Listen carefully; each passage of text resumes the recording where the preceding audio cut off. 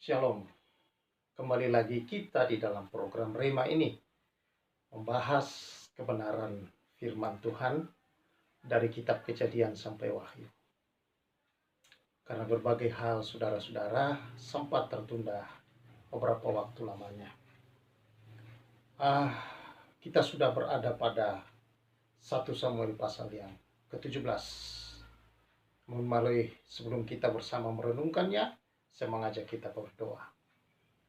Bapa Surgawi, kami bersyukur penyertaan-Mu sempurna.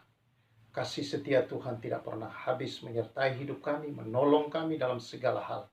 Sehingga pada saat ini kami kembali dalam program ini Tuhan, karena Tuhan yang memberkati, dan melalui ini Tuhan umat-Mu diberi pencerahan dan diberkati melalui firman Tuhan, membawa iman semakin bertumbuh dan membuat setiap orang mengalami pengenalan akan Tuhan Allah di dalam Yesus Kristus dengan baik dan benar. Demi nama Yesus yang hidup. Amin. Saudara, 1 Samuel pasal yang ke-17. Kisah mengenai Goliat yang melawan Daud. Nah, kita akan merenungkan bersama-sama perlahan melihat saudara-saudara bahwa orang Filistin dikatakan mengumpulkan tentaranya untuk berperang. Mereka berkumpul di Soko yang di tanah Yehuda dan berkemah antara Soko dan Aseka di Efes Damen. Saul dan orang-orang Israel juga berkumpul dan berkemah di lembah Tarbantin. Mereka mengatur barisan perangnya berhadapan dengan orang Filistin. Orang Filistin berdiri di bukit sebelah sini dan orang Israel berdiri di bukit sebelah sana. Dan lembah ada di antara mereka. Lalu tampillah keluar seorang pendekar dari tentara orang Filistin. Namanya Goliat dari Gat. Tingginya 6 hasta sejengkal. Jadi kurang lebih saudara 3 meter. Ya. Ketopong tembaga ada di kepalanya. Memakai baju sirah bersisik. Berat baju sirah 5.000 shikal tembaga. Ya, hampir berapa itu? Mungkin kurang lebih hampir 50 kilo. Nah, dia memakai penutup kaki dari tembaga. Ya. Bahunya ia memanggul lembing tembaga. Gagang tombaknya seperti pesa tukang tenun. Dan mata tombaknya itu 600 shikal besi beratnya. Dan seorang pembawa perisai berjalan di depannya. Jadi dia punya ujung tombak yang tajamnya itu kurang lebih 7-8 kilo. Besar sekali itu. Ia berdiri dan berseru kepada barisan Israel, katanya kepada mereka, "Mengapa kamu keluar untuk mengatur barisan perangmu? Bukankah aku seorang Filistin dan kamu adalah hamba Saul? Pilihlah bagimu seorang, dan biarlah ia turun mendapatkan daku. Jika ia dapat berperang melawan aku dan mengalahkan aku, maka kami akan menjadi hambamu. Tetapi jika aku dapat mengungguli dia dan mengalahkannya, maka kamu akan menjadi hamba kami dan takluk kepada kami." Pula kata orang Filistin itu, "Aku akan menantang hari ini barisan Israel. Berikanlah kepadaku seorang supaya kami berperang, seorang lawan seorang."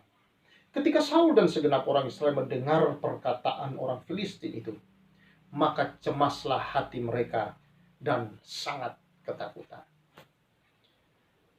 Saudara, hal yang sering terjadi sejak mereka masuk di tanah Kanaan adalah berhadapan dengan satu bangsa yang selalu mengganggu mereka, adalah bangsa Filistin.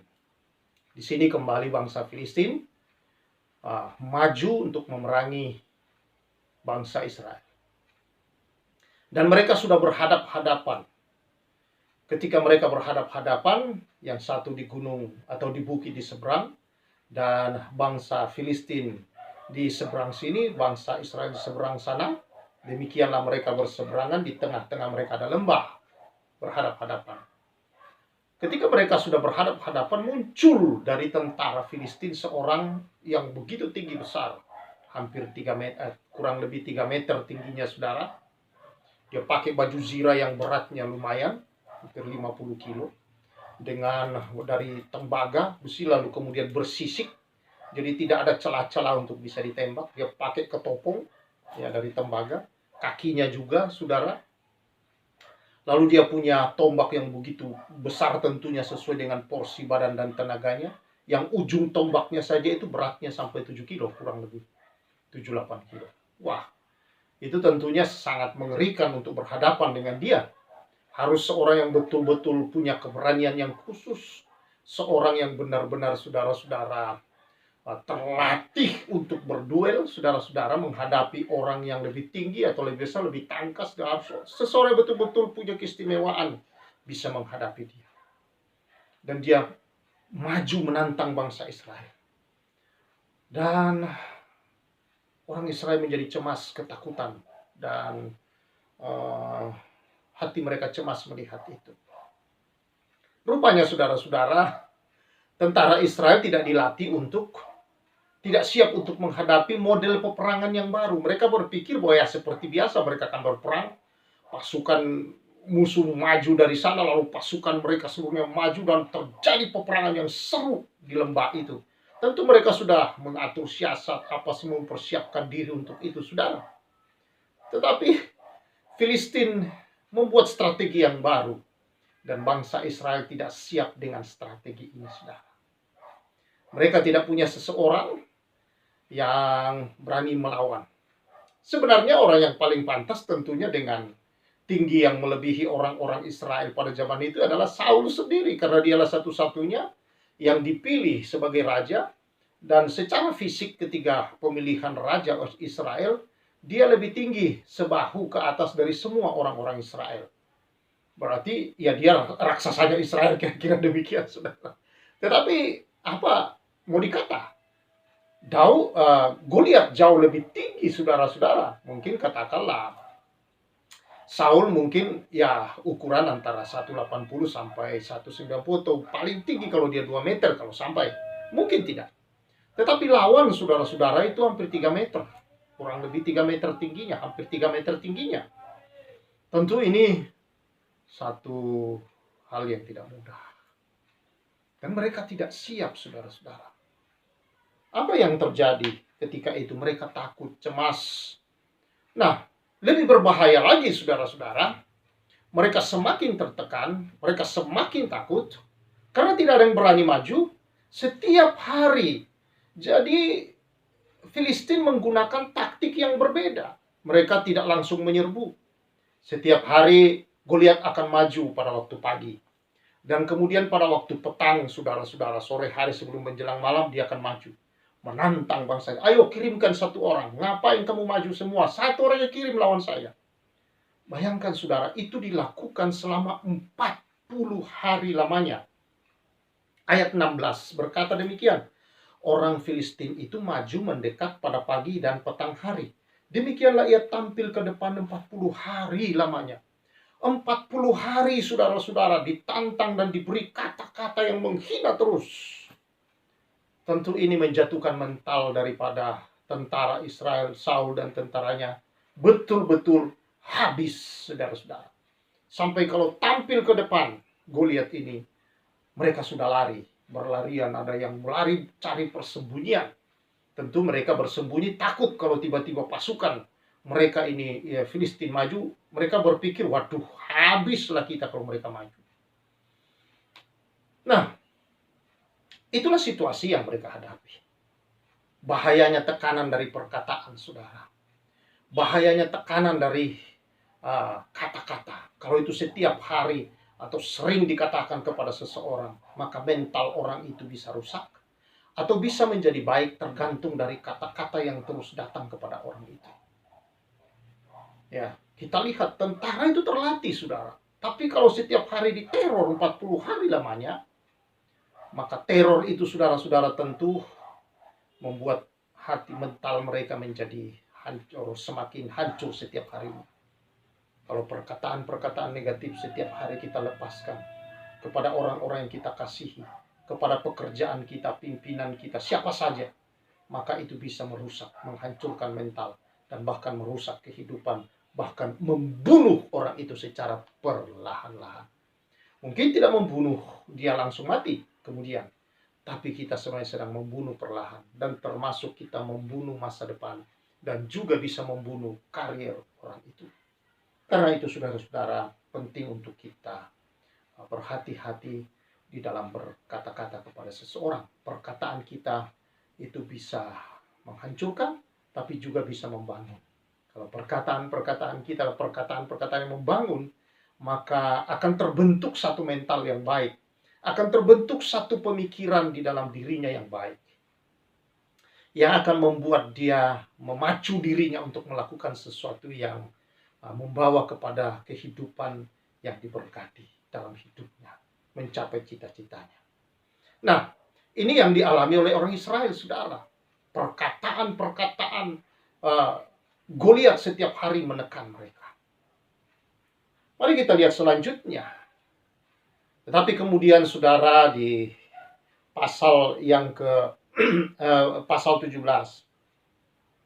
dari ayat yang ke-12 mulai saudara dan seterusnya, Isai, ayah dari Daud, memanggil Daud lalu menyuruh untuk menengok abang-abangnya. Jadi ada 3 abangnya ini, kakaknya yang sudah menjadi pasukan ikut berperang menemani Saul, saudara, menjadi tentara Israel pada masa itu. Dan mereka ada di medan perang. Lalu karena Isai ingin mengetahui keadaan anaknya dan peperangan yang sudah cukup lama, ya sudah 40 hari, saudara-saudara, maka dia mengutus Daud, anaknya yang bungsu. Dia pergi untuk menemui abang-abangnya, membawakan makanan. Dan ketika itu saudara-saudara, dia sampai di sana, dia masuk ke tengah-tengah pasukan untuk mengetahui apa keadaan kakaknya, bertanya kepada mereka akan keadaannya. Sementara dia berbicara, saudara-saudara, tampillah si Goliat itu. Kebetulan dia tampil menantang barisan umat Israel, saudara. Maka Daud mendengar. Ketika orang Israel mendengar itu, mereka ketakutan. Mereka melihatnya, wow, lihat katanya, itu orang yang besar sekali. Nah, ketika Daud mendengar, saudara-saudara, timbul sesuatu di dalam dirinya. Dia kaget. Siapa itu yang berkata-kata seperti itu, yang berani menentang barisan tentara Allah? Nah, disinilah perbedaan, saudara, kemenangan Daud dan tentara-tentara Israel. Tentara Israel melihat Goliat, saudara-saudara, fokus kepada Goliat. Dan mereka melihat Goliat itu besar, tinggi, lengkap persenjataannya, dan juga tertutup dari kepala sampai kaki dengan tameng besi, dengan baju besinya, tembaga dengan senjata yang begitu besar, lalu orangnya tinggi, besar, raksasa, boleh kita katakan. Dan apa yang terjadi, saudara-saudara? Dia mendengar itu berbeda dengan Daud. Daud tidak fokus dengan Goliat yang besar itu. Tetapi Daud fokus kepada Tuhan yang jauh lebih besar daripada Goliat. Ya. Kita melihat di sini, saudara-saudara.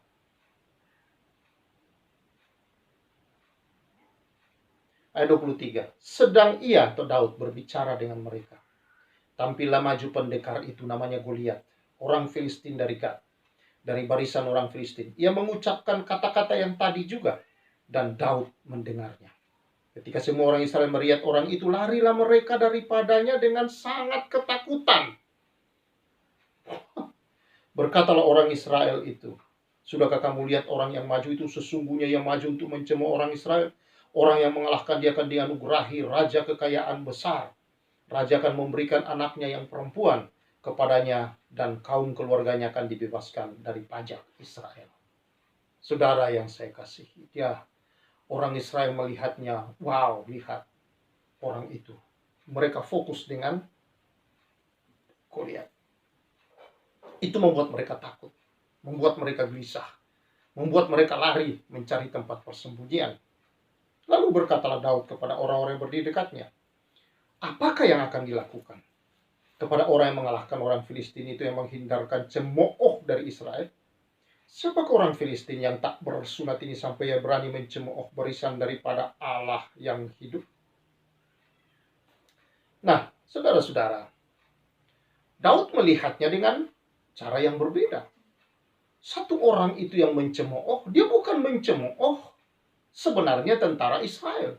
Bagi dia tentara Israel adalah milik Allah, di mana mereka adalah tentara Allah di depan yang sedang maju berperang, orang-orang pilihan Allah. Tetapi kok mereka ketakutan? Itulah sebabnya dia berkata demikian, siapakah dia itu? Dan yang mencemooh dan orang tak bersunat berani mencemooh barisan daripada Allah yang hidup. Dia tidak berkata barisan tentara Israel, tapi dia berkata barisan daripada Allah yang hidup. Dia tahu peperangan ini bukan peperangan Israel. Peperangan ini adalah peperangannya Allah. Kok berani orang itu yang tak bersunat itu mau menentang, mau mencemooh barisan Allah yang hidup? Ini membuat Daud, saudara-saudara, tentunya tidak sekedar berbicara saja. Dia berbicara tentu dari hasil pengalaman dia bersama dengan Tuhan. Hasil daripada pengalaman dia. Jadi rupanya tentara Israel ini, saudara-saudara, takut dengan Goliat. Tetapi tidak demikian dengan Daud. Mereka takut karena fokus kepada Goliat yang besar. Sementara Daud melihat tentara Israel bukan tentara Israel, tetapi barisan Allah. Bagaimana mungkin Allah bisa dikalahkan oleh Goliat? Itulah pikiran Daud, saudara-saudara. Dan tentu pikiran-pikiran dan keberanian ini tidak timbul begitu saja. Perkataan ini tidak timbul. Tentu ada yang melatar belakanginya. Nanti kita akan melihatnya, saudara-saudara. Tetapi di sini kita belajar. Kekalahan itu muncul, saudara-saudara. Satu, oleh karena tidak siap menghadapi situasi yang ada. Tidak dipersiapkan untuk hal itu. Mempersiapkan diri untuk hal itu. Biasanya keroyokan, sekali ini berhadapan satu-satu, tidak berani. Yang kedua, saudara-saudara, karena mereka fokus dengan kekuatan musuh, yaitu Goliat. Besarnya musuh dan seluruh perlengkapan yang ada pada dirinya. Daud fokus kepada besarnya Allah yang merupakan sebuah barisan yang begitu hebat, dahsyat.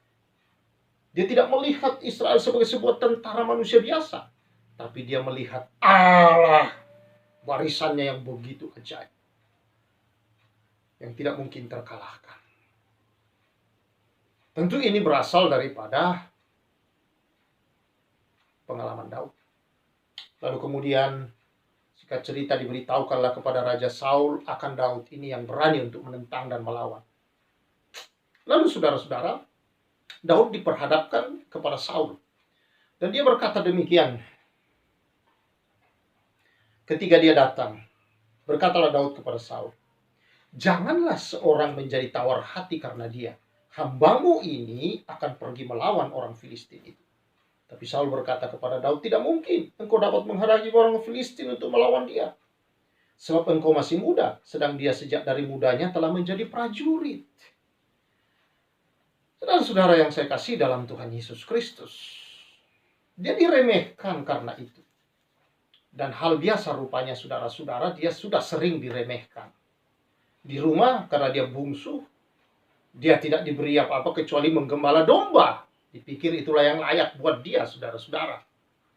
Biarlah yang lain mengerjakan yang lebih besar-besar. Dia selalu diberi hal yang remeh kelihatannya, yang kecil, yang dia kerja sendiri, saudara-saudara. Tetapi di balik dari semua itu rupanya, saudara-saudara, Allah penyertaan Allah. Dia mendekatkan diri dengan Tuhan. Dan dari kesendirian itu menghasilkan sesuatu yang besar dalam dirinya. Lihat, dia berkata demikian. Tetapi Daud berkata kepada Saul, "Hambamu ini biasa menggembalakan kambing domba ayahnya. Apabila datang singa atau beruang yang menerkam seorang domba dari kawanannya, maka aku mengejarnya, menghajarnya, melepaskan domba itu dari mulutnya. Kemudian apabila ia berdiri menyerang aku menangkap janggutnya, menghajarnya, dan membunuhnya." baik singa maupun beruang telah dihajar oleh hambamu ini. Dan orang Filistin yang tak bersunat itu ia akan sama seperti salah satu dari binatang itu, karena ia telah mencemooh barisan daripada Allah yang hidup. Pula kata Daud, Tuhan yang telah melepaskan aku dari cakar singa dan dari cakar beruang, dia juga akan melepaskan aku dari tangan orang Filistin itu. Kata Saul kepada Daud, pergilah, Tuhan menyertai engkau. Ini kunci yang luar biasa, saudara. Dia dicoba dipakaikan baju perangnya Saul mungkin, atau salah satu dari tentara, diberi senjata, tapi dia tidak bisa bergerak. Saudara, kita tidak bisa untuk berada di bawah urapannya orang lain. Kita tidak bisa, saudara-saudara, untuk bergerak, saudara-saudara, dengan milik orang lain. Karena setiap kita diperlengkapi oleh Tuhan sesungguhnya untuk mengerjakan panggilan Tuhan sesuai dengan potensi. Sesuai dengan panggilan itu Tuhan memberikan segala perlengkapan dalam diri kita. Jadi Daud memang sudah dipilih untuk menjadi seorang raja. Saudara-saudara, maka urapan itu sudah dipersiapkan Tuhan dalam dirinya. Dia terbiasa ketika dia diremehkan. Ketika dia sendiri, saudara-saudara, di padang. Dia menggembalakan domba-domba ayahnya yang 2-3 ekor itu. Tetapi dia berhadapan bukan dengan musuh yang biasa. Beruang, singa. Dan dia berkata dia biasa menghadapi mereka, menghajar, membunuh. Dia berkata kalau ada yang ambil dombanya, dia akan rampas. Bayangkan, saudara. Dia sendirian, dia rampas itu dari tangan, dari mulutnya singa atau beruang. Dan kalau mereka mau melawannya, dia hajar sampai mati. Ini bukan main-main, saudara-saudara. Singa dan beruang bukanlah binatang yang mudah untuk ditaklukkan oleh manusia, apalagi. Yang Daud lagi yang boleh dikatakan masih sangat muda. Biasanya anak-anak muda ketemu dengan begitu penakut. Tetapi saudara-saudara, kesendirian Daud di sana. Bersama itu, Tuhan melatih dia rupanya untuk menjadi seorang yang akan menghadapi singa-singa dan beruang-beruang di masa depannya. Itu sebabnya ketika dia mendengar perkataan Goliat dan melihat Goliat, tidak ada rasa gentar. Dia melihatnya, saudara-saudara, sama seperti dia melihat singa dan beruang atau binatang-binatang buas yang besar yang datang mengganggu dombanya dan dia hajar. Bayangkan dia pegang janggut daripada singa, dia pukul sampai mati. Ini bukan main-main, saudara. Tapi itulah kekuatan ilahi dari kesendirian bersekutu dengan Allah. Jangan dianggap remeh, saudara-saudara, kadang-kadang dalam hidup. Kita mengalami masa-masa di mana seperti kita tidak dipedulikan. Sepertinya, saudara-saudara, kok saya sudah begini, saya sudah begitu, tapi kok orang tidak peduli dengan saya ketika saya mengalami ini.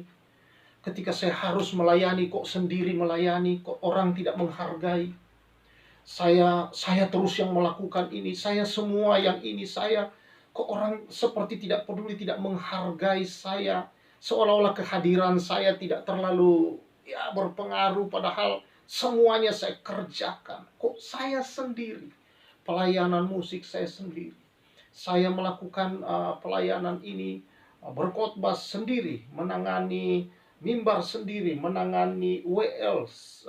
Kok tidak ada yang membantu saya, tidak ada yang menolong saya untuk jadi koster di gereja, tidak ada yang pedulikan untuk mengatur kursi, kok tidak ada yang pedulikan untuk ini. Semuanya kita merasa kita sendiri.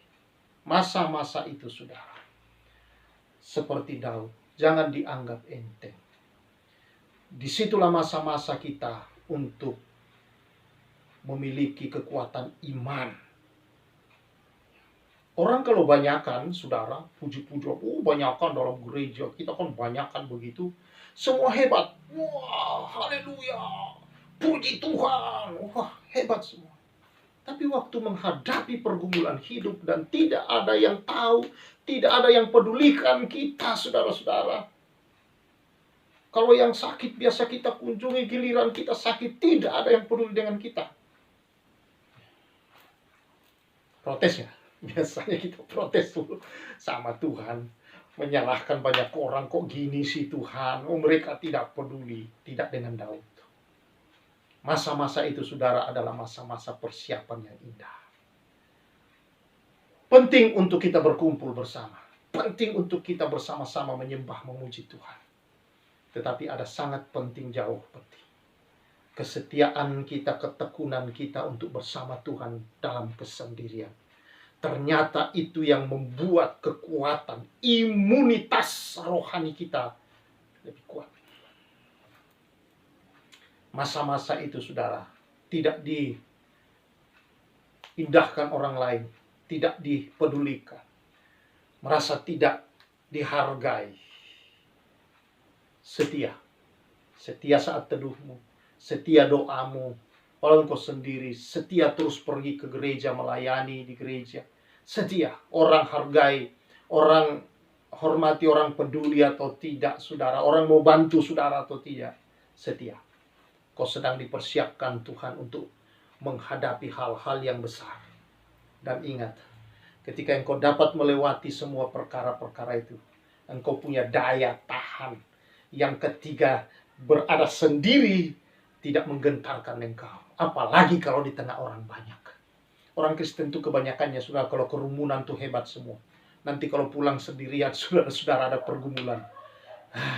Teriak sana sini, ada yang stres, ada yang kenapa? Tidak siap kalau sendiri, selalu mau cari yang banyak. Kalau hari-hari ini kita seperti mungkin disendirikan Tuhan. Seperti Daud, dia harus menghadapi singa, beruang. Jangan takut saudara, bererat dengan Tuhan. Biarkan imunitas rohanimu semakin kokoh di dalam Tuhan melalui perkara ini. Maka di masa depan, raksasa-raksasa seperti Goliat saudara, tantangan apapun, itu tidak lagi membuat jantungmu mau copot. Tidak lagi saudara merasa ada gentar dan takut. Tetapi saudara, engkau melihat Allah yang ternyata jauh lebih besar dari yang kau pikirkan dan yang pernah kau lihat di masa yang lalu. Allah yang melepaskan engkau dari semua kesendirianmu, ketidakpedulian orang, dan semua tantangan terberat yang kau rasa di dalam hidupmu itu. Ternyata itu membuat engkau di masa depan menjadi orang yang luar biasa. Menjadi orang seperti Daud. Goliat bukanlah halangan. Karena dia tahu Allah yang melepaskan dari tangan singa, beruang, dan binatang buas, Allah yang sama akan melepaskan dia. Dan pasti melepaskan dia dari tangan Goliat. Sehingga dia maju. Goliat maju, saudara-saudara. Dia juga maju. Tentunya saudara-saudara, ada yang berpikir ketika mereka maju, lalu Daud mengambil alih-alih sebuah batu. Tidak diceritakan persis saudara-saudara, apakah satu batu dia gunakan, 5 batu dia ambil. Mungkin saja batu pertama meleset, kedua, ketiga meleset. Saudara-saudara. Dan sebenarnya saudara-saudara, alih-alih ini bukan hanya Daud yang pernah memakainya. Itu adalah persenjataan yang biasa dipakai orang Israel, termasuk para tentara bisa menggunakan, sangat ahli. Tetapi tentulah mereka berpikiran berbeda menghadapi Goliat, saudara-saudara. Dia berpikir, masa mau pakai batu hadapi tombak yang sebesar itu, yang mata tombaknya saja besarnya, beratnya 7 kilo. Tidak mungkin. Tetapi Daud, saudara-saudara, berkata, ketika orang Israel, Filistin itu, Goliat berkata, anjingkah aku engkau mendatangi aku dengan tongkat? Sebentar lagi aku akan, demi Allahnya para orang Filistin. Yang gak jelas Allahnya siapa? Patung yang tidak bisa berjalan, tidak bisa datang ke tempat itu. Dan dia berkata, tetapi Daud berkata apa? Kau mendatangi aku dengan lembing, dengan tombak, dengan segala kemampuan hebat dan tubuhmu yang besar itu. Tetapi aku mendatangi engkau dengan nama Tuhan Allah semesta alam. Tentu jauh lebih besar dari Allah orang Filistin itu, saudara. Yang kau tantang. Daud tahu bahwa dia bukan berhadapan, Goliat bukan berhadapan dengan dia, tapi Goliat menghadapi yang jauh lebih besar, yaitu Allah semesta alam. maka dia tidak takut. Mereka mulai berperang. Daud pasang alih-alih, dia tembak. Mungkin tembakan pertama meleset, kedua, ketiga, keempat bisa saja.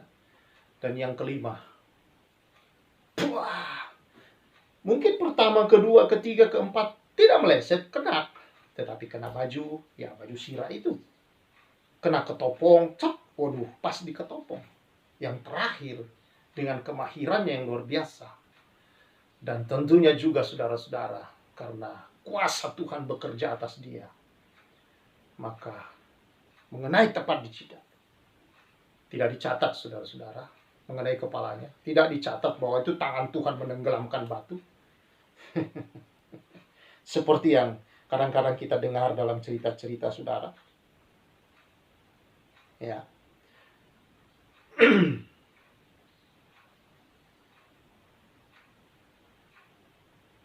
Tetapi yang terjadi saudara, tentunya karena sudah biasa menggunakan, maka ketika itu dia lepas dan mengenai di dahinya, maka batu itu terbenam ke dalam, pecah kepalanya Goliat itu.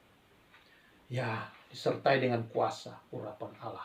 Saudara-saudara, Allah lah yang memberi kemenangan tentunya kepada Daud. Jadi saudara yang saya kasihi dalam Tuhan Yesus,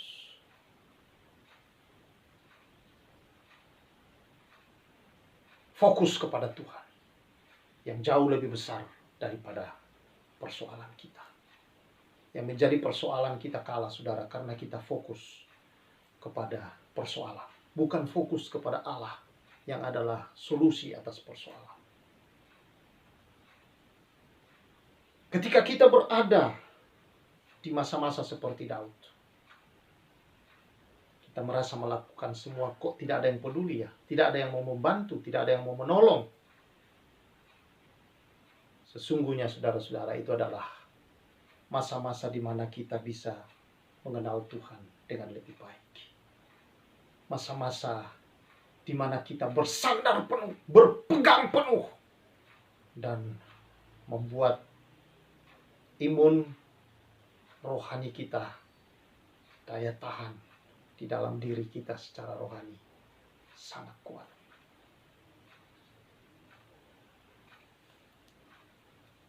Karena itu jangan mengeluh. Kerjakan di masa-masa itu yang harus saudara lakukan, walaupun orang tidak peduli, orang tidak mau bantu, orang sepertinya membiarkan kita. Kerjakan dengan setia. Tuhan memberkati itu. Dan ada satu perkara besar di depan yang sedang disiapkan.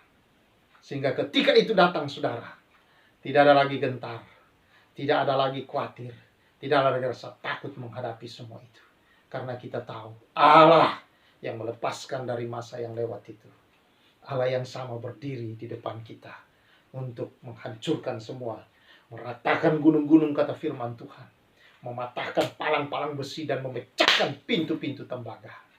Dan harta yang terpendam itu di sana menjadi bagian milik kita. Saudara yang saya kasihi dalam Tuhan Yesus, ingat, penderitaan, sengsara yang ada saudara, itu hanyalah sesaat saja. Kata Rasul Petrus di dalam tulisannya, penderitaan itu hanya sesaat saja. Dan dibalik dari semua itu adalah kita akan mengalami sebuah pemulihan, pengangkatan yang besar. Karena itu saudara tetap tekun, setia, berharap kepada Tuhan. Di balik setiap sengsara itu, kalau kita tekun di dalam Tuhan, ingat, ada pemulihan. Ayub tidak punya salah apa-apa, tapi dia jatuh dalam pencobaan oleh iblis. Iblis mengambil semua daripada dia. Dan walaupun iblis merancangkan yang jahat itu, Tuhan membuat rancangan jahat itu menjadi kebaikan bagi Ayub. Karena pada akhirnya iblis kalah. Lalu kemudian Ayub bangkit. Dia menyembah Allah. Dia mengenal Allah dalam penderitaan itu. Dia bersekutu dengan Allah. Dan dia berkata kepada Tuhan, dulu kata orang, sekarang mataku sendiri telah melihat. Melalui penderitaan sengsara yang besar itu, Ayub melihat Tuhan. Siapa Allah sesungguhnya? Dan pengenalan itu mendatangkan pemulihan yang besar. Ayub, saudara-saudara, dikatakan dipulihkan oleh Tuhan 2 kali lipat. Berlipat kali ganda dikembalikan. Dia menjadi jauh lebih kaya daripada sebelumnya. Bayangkan. Saudara-saudara, maupun secara rohani kita karena kehidupan rohani kita yang semakin dekat di dalam Tuhan, kadang kita mengalami tekanan seperti itu. Semua pergi, semua tidak peduli, semua. Dan kita melakukannya sendiri. Tidak dihargai, tidak dipedulikan, tidak dihormati. Tidak ada masalah. Kalau engkau tekun di dalam Tuhan, tetap memuji Tuhan, tetap memuliakan Tuhan. Berkata Tuhan, sekalipun ini semua terjadi, aku tetap percaya. Dan saya tetap memilih, memuji, menyembah, dan memuliakan Engkau. Andai kan ku harus memilih, tetap hatiku padamu, tak satu pun dapat menghapus. Tidak ada satu pun yang dapat memisahkanku dari Tuhan. Sekalipun itu semua sangat memahitkan. Pemulihan ada di balik setiap sengsara, penderitaan, cobaan, ujian yang kita hadapi kalau kita setia di dalam Tuhan. Tuhan memberkati kita semua. Mari bangun karakter seperti Daud. Apapun yang kau hadapi, asal engkau berjalan dalam kebenaran, ada pemulihan di balik itu semua. Tidak ada yang hilang. Tuhan mengembalikan perkara-perkara indah itu dan memberikan jauh lebih besar daripada yang kita pikirkan dan doakan. Itulah Allah kita, saudara. Dalam kasih karunia-Nya selalu membawa kita dalam pemulihan. Tuhan memberkati kita. Mari kita berdoa. Bapa, mungkin ada di antara anak-anak-Mu yang sedang bergumul dalam keadaan yang sendirian, dalam situasi-situasi seperti Daud di padang, menghadapi singa, beruang, binatang-binatang buas sendiri. Tidak ada yang melihat, tetapi dia tekun mengerjakannya. Dia melakukannya dengan segenap hati, sepenuh jiwanya, dan tetap bersandar dalam kekuatan Tuhan. Karena untuk menghadapi singa, beruang itu dan binatang buas, tidaklah mungkin bagi Daud tanpa kuasa Tuhan atas hidupnya. Biarlah anak-anak-Mu sadar bahwa di tengah-tengah situasi itu, ya Tuhan, kuasa Tuhan sesungguhnya seperti firman Tuhan berkata, dalam kelemahanmu kuasanya menjadi sempurna. Terima kasih Tuhan. Biarlah kami tetap memilih dalam keadaan itu, bahwa Tuhan yang tetap kami ikuti, kami sembah, kami layani, kami puji, kami muliakan.